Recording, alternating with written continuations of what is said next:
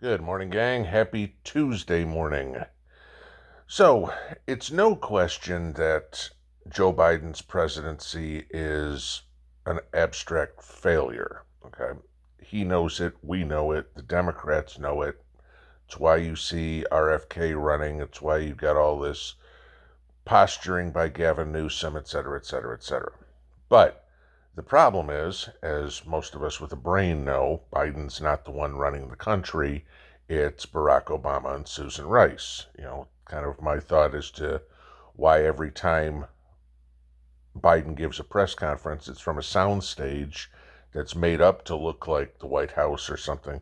It's because Obama's sitting in the actual Oval Office. He's like, no, I'm running the country. I'm using this space. Okay, just won't let anybody in. So here's the question.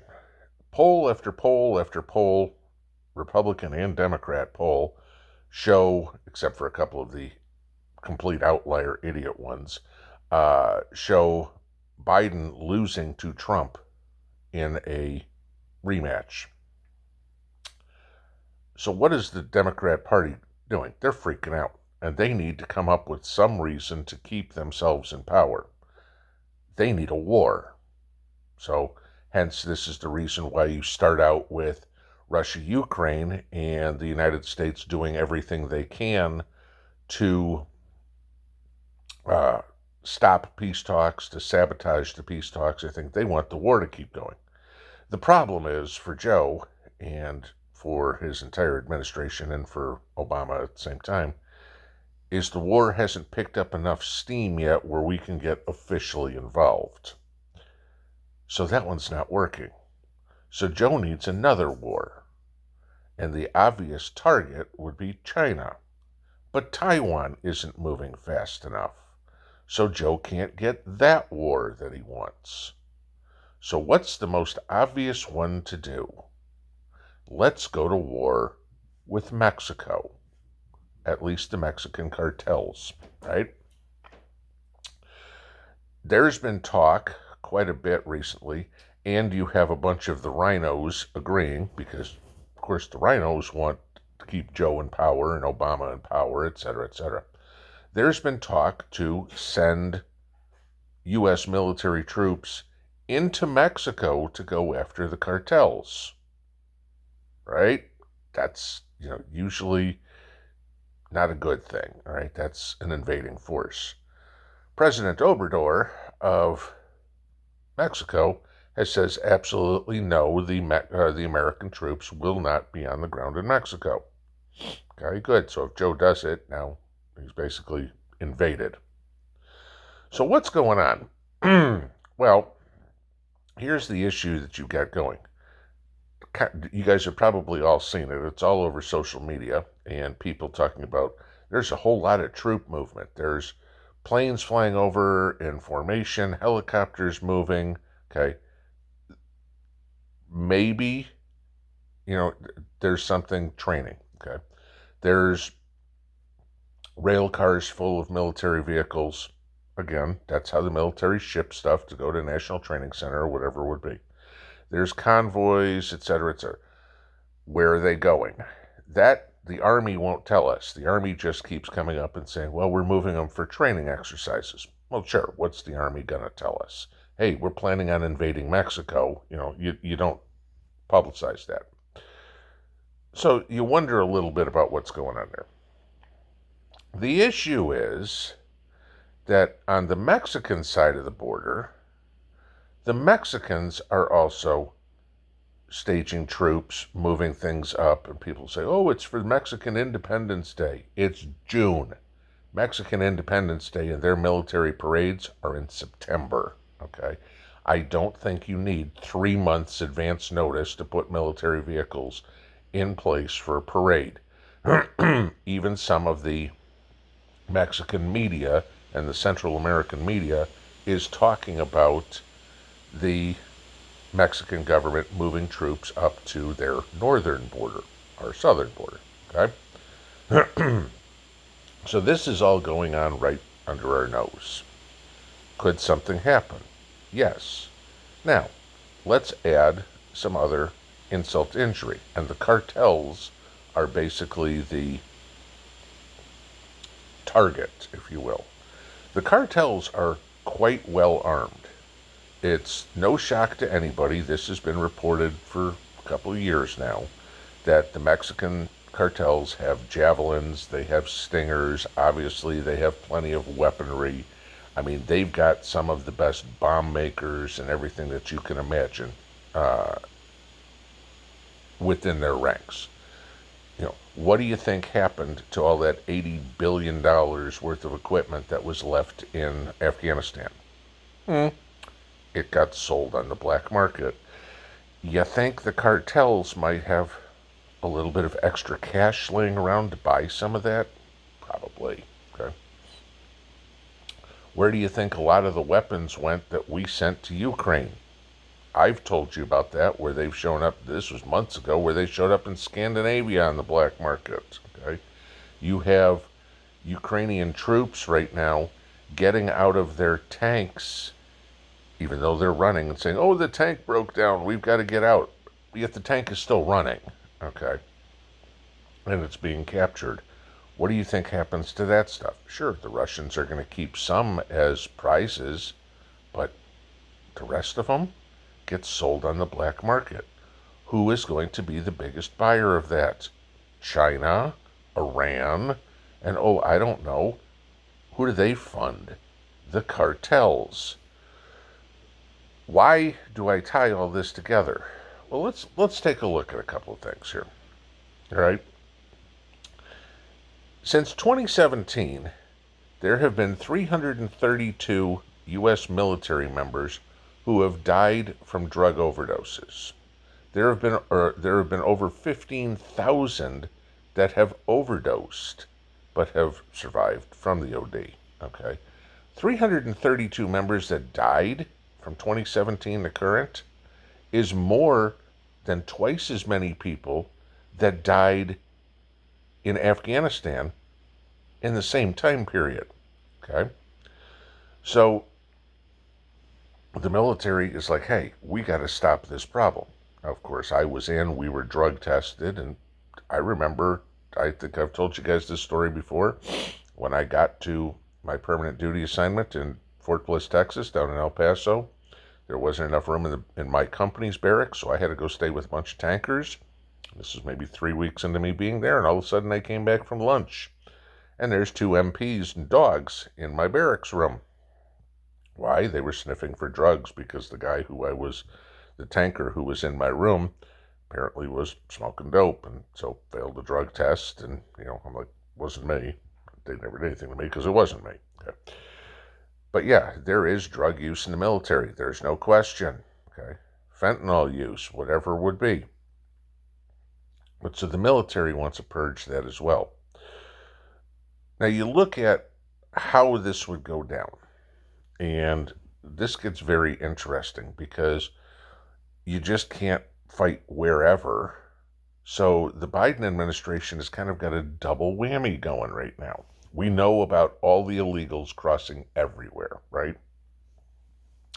Somewhere to the tune of about 90,000 a month is the latest figure we're getting. Well, here's what they're doing. You know that little cell phone app that we keep hearing about? This is how they're trying to fudge the numbers. Go figure. Hey, let's make ourselves look better, but we won't do anything. We'll put window dressing on it.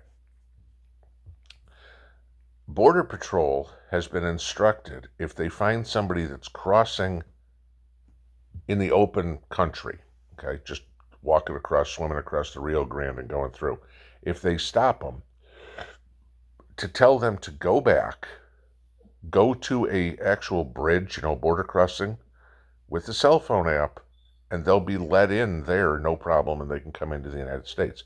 If they try to come in somewhere else, then they get arrested. So it's easier for them to get in if they go through the border, the actual border crossings. Here's the catch. Nobody pays attention to the numbers of people coming across the true border crossings, so those numbers don't get reported. So when we send all these people back and tell them to go around, it looks like the illegal flow is slowing down. And so that's how Biden can come up and say only 20 or 30,000 a month are coming across the border. Except what they're not accounting for is those other 70 or 80,000 that are coming through the regular border crossing with the blessing of the Biden administration. So why are they doing this? Well, that opens up because eventually word gets around, okay? Hey, don't go that way, go around this way, they'll let you in, no problem.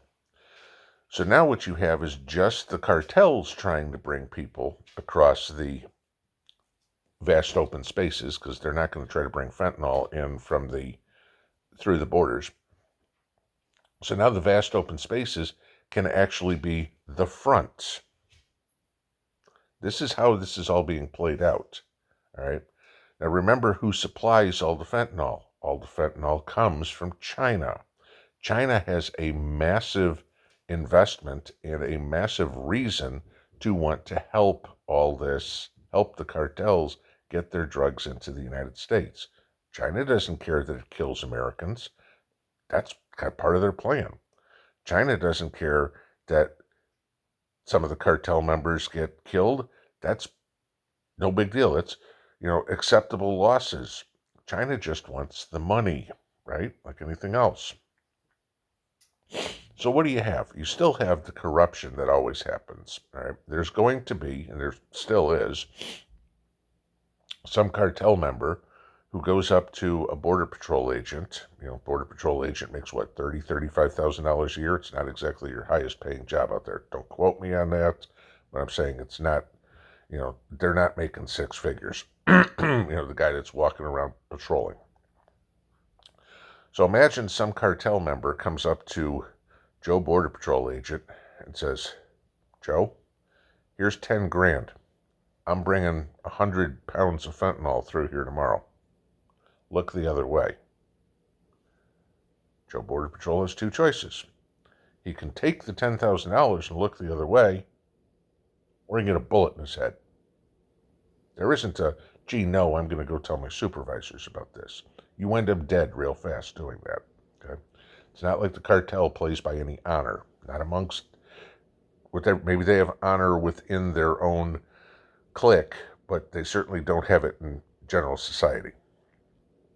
So you have the administration looking for a war anywhere. They can't get it in Ukraine. They can't get it in Taiwan. So the only place that they can create a war that Joe can now have some sort of victory or some sort of reason to, I don't know, change the rules for an election would be if we were in a war. And imagine if that war was taking place partially on U.S. soil. He doesn't have any problem selling it to the American public. We're going after the drug dealers. And the American public could go, yay. We're going after the Chinese involved in this. And the American public would go, yay. Oh, and in the meantime, I'm declaring martial law, at least in Texas, Arizona, New Mexico, and Southern California. Think that's not possible? That's exactly what's going on right now. If you put all the puzzle pieces together, that's what's going on. We got to watch to see where these troop movements are. Any of you guys down along the southern border seeing vehicles coming in with strange markings on them? So I've said many times, look at the bumpers. They'll give you ID of what unit they're with. If they're not with local units, if they're not from Fort Hood or Fort Sam, yes, I'm going to still call it Fort Hood for the rest of my life. Fort Hood or Fort Sam or Fort Huachuca or Fort Bliss or, anything down in San Diego area, Fort Irwin, whatever would be, Camp Pendleton. If they're not from those, if all of a sudden you see a vehicle that's got, Fort Riley, Kansas or Fort Campbell, Kentucky markings on them or something like that, yeah, then you'll have the photographic proof that what I'm talking about is exactly what's going on. Joe is trying to find some way to save his presidency, to get reelected. To say, look what I'm doing for the country. I'm saving us from drugs. I'm just going to take us to war with Mexico. Joe loves the Mexican people. Obviously, he wants them all to come here. Joe just doesn't want the drugs. I'm not going to disagree with him. I don't want the drugs here either. But there's got to be a better way to do it. Because going to war, moving military vehicles into Mexico, U.S. troops going down in there, not exactly a good idea. Those used to be covert operations. Now they're trying to do it right out in the open. And that is a scary proposition. Pinball out.